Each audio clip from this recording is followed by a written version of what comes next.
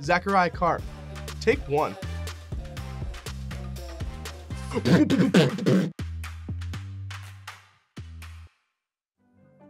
I grew up in the States. I was born in Washington, D.C., to a Jewish father and to a non-Jewish mother. As a child, I was extremely outgoing. I loved people. I smiled a lot. I had a lot of friends. I mean, look at my face. It's approachable, you know? And then at the age of 12, in my comfortable American life, my parents told me that I was moving to Israel. I was taken out of this bubble, this tiny, sheltered place that I found myself in, and I was transferred to a whole new world. When I got to Israel, that safety zone that I had set up for myself completely imploded. I was coming from a culture where you were polite. Yes, thank you. No, thank you. How are you doing, Mr. Smith? Israelis who on one hand would curse at you in traffic, but the next moment when you have a flat tire would help you.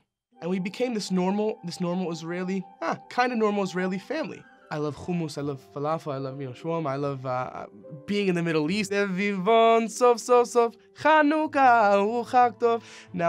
my sufganiya?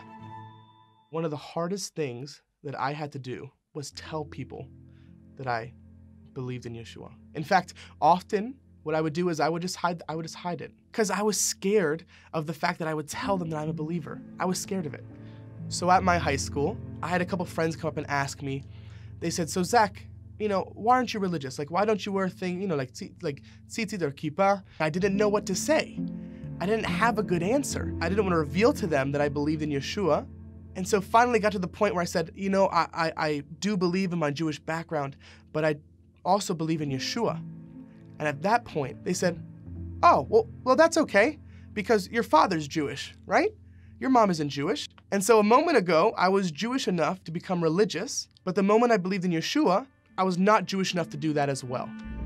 And I didn't know where to put myself in these boxes. I felt like I fit nowhere. I'm American, I'm Israeli, I'm Jewish, but I believe in Yeshua, and people just didn't understand. I would tell them I was a Christian, and they say, oh, but I thought you were Jewish. And I'd say, well, no, I am Jewish, but I believe in Jesus.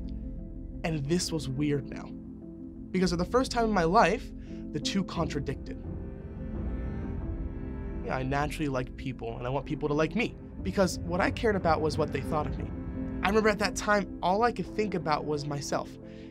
It was about how to conceal this Messiah, this being that gave me my identity.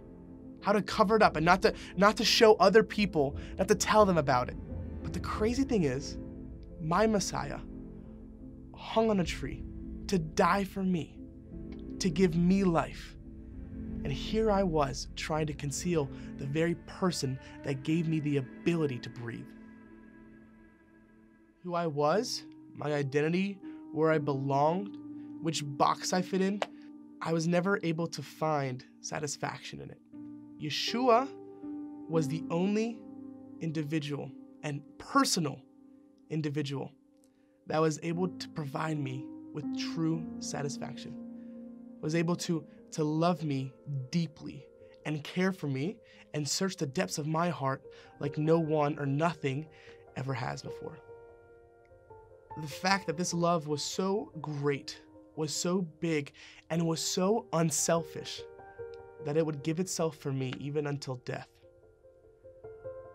I knew I had no other way to live.